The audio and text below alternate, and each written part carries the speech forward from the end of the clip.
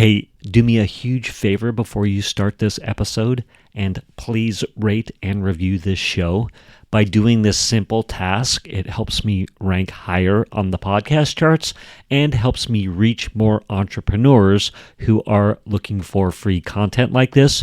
It will take you less than 30 seconds of your time. Thank you in advance, and I hope you enjoy today's episode. Damon Burton is the SEO master, and he's crushing it with his company, SEO National. In part 5 of our interview, he talks about the power of setting expectations with your customers, how to use social proof to grow your business, how he gets his customer testimonials, and oh yeah, his website is completely dated and probably 10 years old.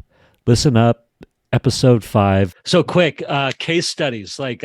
We can see some case studies at your SEOnational.com, but well, I initially had a question for you. I noticed on your case studies that you had numbers like, hey, we increased X by X and X by X.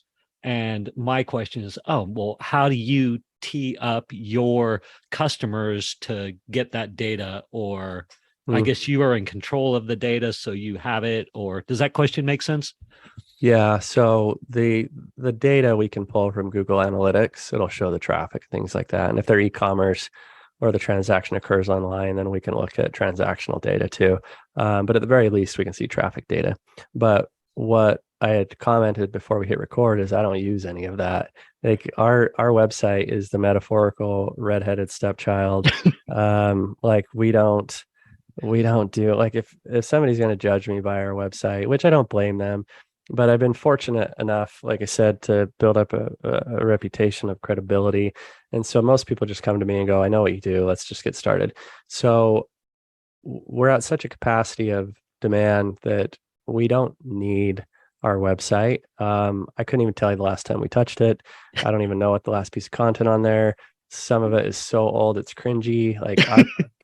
Because like if we go back 10 years, like some of the pages on there are probably 10 years old, back when it was where I was hustling and, trying to play the hypey game of typing up fluffy crap. Like there's pages on there that just that they physically make me cringe a little. So I'll tell you what we're going to do with it, and then we'll come back to the case study talk. Okay. What we're going to do with it is you've probably seen this in some of my posts where I have a full page in our contract that says, here are all the reasons not to hire us. And so I put it straight out there where it's like, look, you are hiring an agency, not an employee. Don't tell us what to do. You are not going to get my cell phone number. Don't call me. You get the office number. It shuts off at 5. We're not available on weekends. And so I just set the rules of engagement and the expectations. And it's not weird unless you make it weird. It's not weird unless you set those expectations. And if anything, I get more compliments than I get negative feedback. And we talked earlier, the only people I get negative feedback from are the people that it was intended to filter out. So what I'm going to do is I'm going to take that contract, and that is going to become our website. That contract of don't hire us is going to become our homepage, because what happens is it filters out all the dramatic, needy people. And then all the people that are at the high level that I want go, holy shit, this guy knows what he's talking about and nothing's getting in his way. So I want him. Love it. We don't do anything with our case studies, but I can tell you what we are going to do with our case studies. Yeah, tell me. There we go. I love it. So what you can do with case studies, you can do a lot of things. What I currently use them for is social proof. So if you go through some of my content on LinkedIn and Facebook, you'll see that 1 in 10, I'll publish something where it's like, here's the increase in traffic, here's the increase in reach, here's the increase in sales. So you can use it as social proof, and you can share the story behind it. Like one of my favorite ones is one of the mom and pops that started with us. Like, we still have half a dozen clients from 15 years ago, from year 1 with us. Every month for 15 years, we've been billing them. And so I can take these stories and go, look, this client started doing $80,000 a year. Now they do $1.2 million a month. Like, that's a pretty cool story. And I can show that in a screenshot of a case study or the data that you talked about. And so I can share the story, because the story is what sells people, because they go, that business was once where I am, and now they are where I want to be. And so if you can share that in a story, like I'll just take a simple screenshot, but then I'll tell the story with it. So you can do that with social proof. What else you can do is you can use it for paid ads. So what we're going to start doing with case studies and actually testimonial videos. Before we hit record, we talked about different ways you can do videos, you can automate them, but then you also mentioned there's value to have the one-on-one of somebody directing it. So I actually have I'm probably nearing about 36 videos where I've flown a videographer literally around the world to go to my individual clients and record in person. And, why did you hire SEO National? What's the before and after? What made you decide to choose them? What's happened with your life and business and personal since you've hired them? And I haven't published any of them. I haven't published them because, like I said before, I'm busy enough that I have the demand that I haven't needed to yet. But what we're going to do is run those as ads. So we can have the guy that does, let's say I have a client in automotive retail. Well, then I can run a paid ad to an audience targeted at automotive retailers or just e-com in general. So then I can tailor the type of ads to the type of audience that would resonate with that. So then one of the other testimonials is a B2B client. They do consulting in a certain marketplace. So then I can run that ad to an audience that can relate to B2B marketplaces. So you can segment your testimonials and run them as ads against a targeted audience. And then likewise, you can run them as retargeting. So if they come to your website and if you have like for me, if I have a page, it's like we do automotive SEO, then I can pixel that page to rerun the testimonial of the automotive guy only against people that touch that page and run a different testimonial for a different service for the people that touched only that service page. So there's a lot that you can do with them. That's amazing. I love it. Love that strategy. And again, everybody follow Damon on LinkedIn at / Damon Burton. I was going to say, don't go to SEO National. Yeah. Or SEO Nation.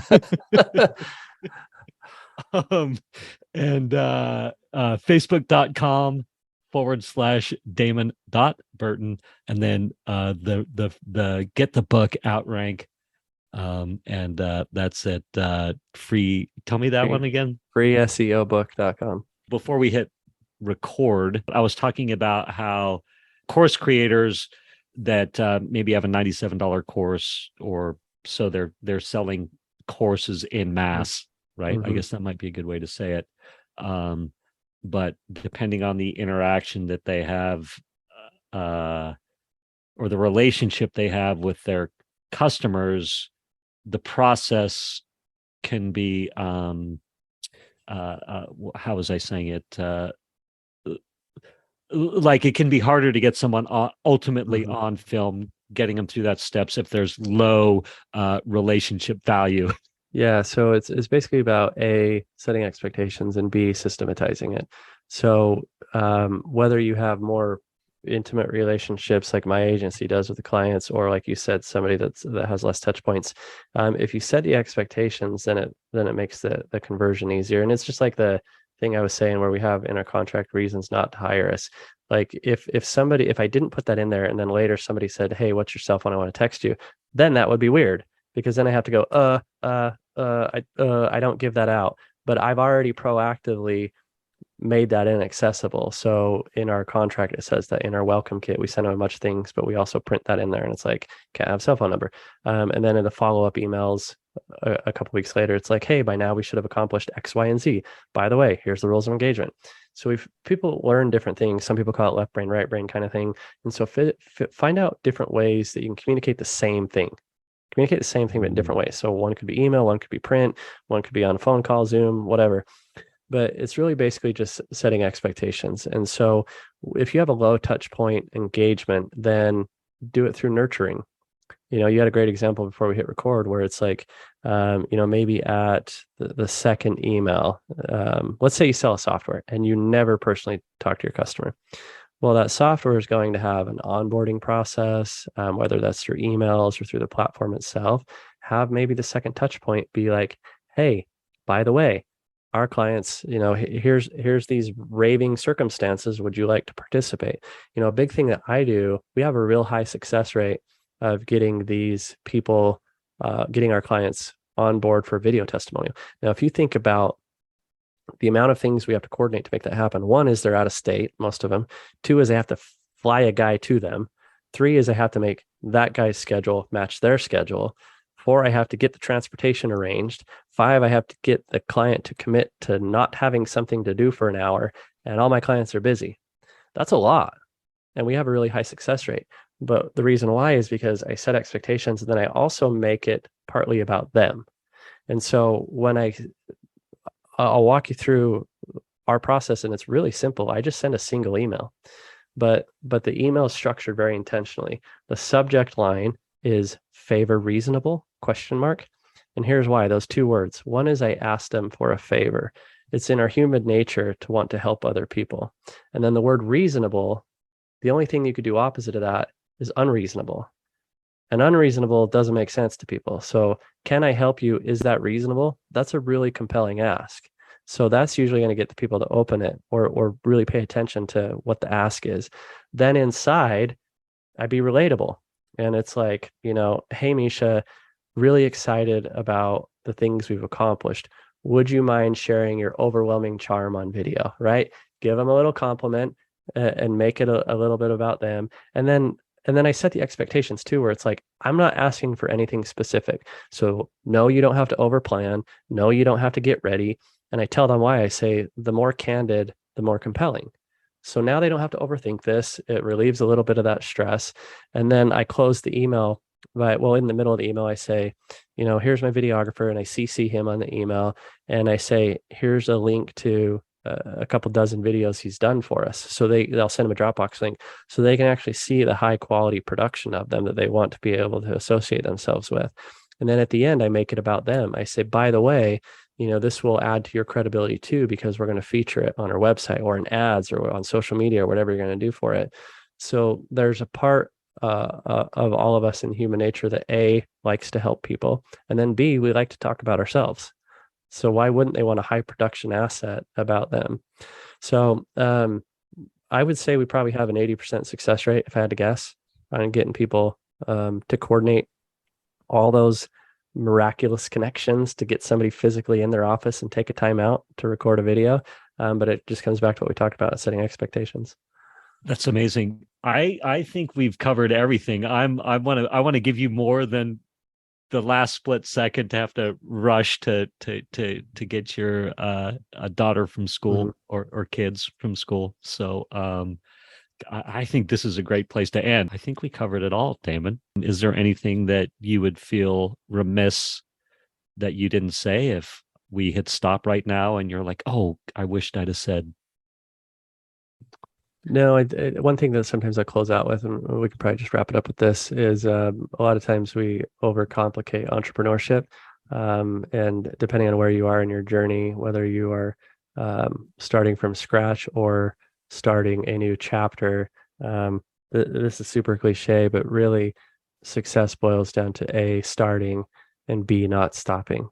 So there's a great quote, and I'm gonna be frustrated with myself by not remembering who said it, but it's oh